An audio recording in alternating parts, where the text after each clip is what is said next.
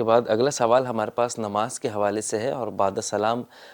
پوچھنے والے نے یہ پوچھا ہے کہ آغا صاحب اکثر ایسا ہوتا ہے کہ جب ہم آفس میں نماز ادا کرتے ہیں تو سامنے سے لوگ آتے جاتے ہیں، اور اکثر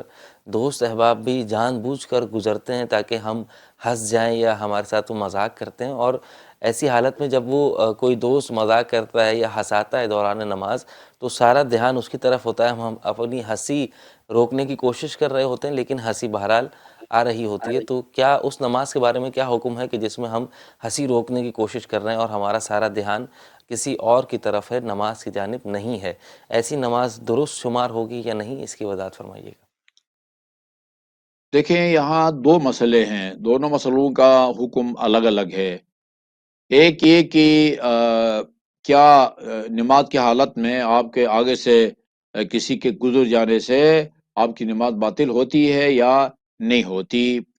یہ میں نے اہل سنت حضرات کو بھی دیکھا ہے، خصوصاً مکہ معظمہ میں اور مسجد الحرام میں بعض اوقات بہت سختی سے پابندی کرتے ہیں، ان کے آگے سے اگر کوئی گزرے تو گزرنا چاہے فوراً وہ اپنا ہاتھ آگے کر دیتے ہیں، جیسے وہ بیریل جو ہے نا وہ لگا دیا جاتا ہے، اور بعض کے ہاتھ باندھ کے پڑھ رہے ہوتے ہیں، پتہ چلتا ہے کہ اہل سنت ہیں، ان کے سامنے بندے گزر رہے ہوتے ہیں اور جو ہے نا وہ نہیں روکتے۔ اس کا مطلب یہ کہ اہل سنت میں بھی بعض حضرات کے نزدیک سامنے سے گزرنے سے نماز باطل نہیں ہوتی، اور شاید بعض کے نزدیک جو ہے نا وہ ہو جاتی ہے۔ ہمارے ہاں آگے سے بندہ گزرنے سے نماز جو ہے نا وہ باطل نہیں ہوتی، بلکہ مجھے ایک عجیب دلچسپ روایت یاد آ رہی ہے۔ امام یعنی امام ابو حنیفہ نے صادق آل محمد علیہ الصلوۃ والسلام سے پوچھا، یعنی بطور اعتراض، کہ آپ کے بیٹے امام موسیٰ کاظم علیہ الصلوۃ والسلام نماز پڑھ رہے تھے اور آپ کے آگے سے بندے گزرے اور آپ جو ہے نا وہ خاموش رہے، گویا اعتراض کر رہے تھے وہ کہ یہ آپ کیوں خاموش رہے، اس طرح آپ کی نماز باطل ہو جائے گی۔ تو امام جعفر صادق علیہ الصلوۃ والسلام نے امام موسیٰ کاظم کو بلایا اور بلا کے یہ ان کا جو سوال تھا وہ دہرایا۔ تو امام موسیٰ کاظم علیہ الصلوۃ والسلام نے جواب دیا کہ میں جس ذات کی خوشنودی کے لیے میں نماز پڑھ رہا ہوں وہ اس آدمی سے زیادہ میرے قریب ہے جو میرے سامنے سے آگے سے گزر رہا ہے، تو اس سے تو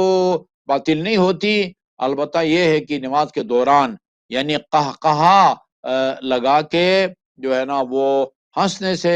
نماز باطل ہو جاتی ہے۔ باقی یہ ہے کہ ہنسی کو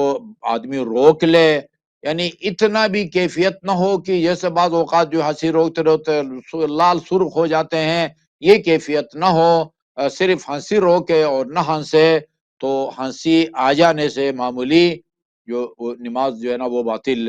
نہیں ہوتی۔ باقی یہ کہ کسی کی نماز کی حالت میں اس میں خلل ڈالنا، اس کو ڈسٹرب کرنا، یقیناً ایک فعل حرام ہے، گناہ ہے، اور اس سے انسان کو بچنا چاہیے، چاہے وہ بیشک کسی مخالف فرقے سے بھی تعلق رکھتا ہو، وہ اپنی عبادت انجام دے رہا ہے، لہذا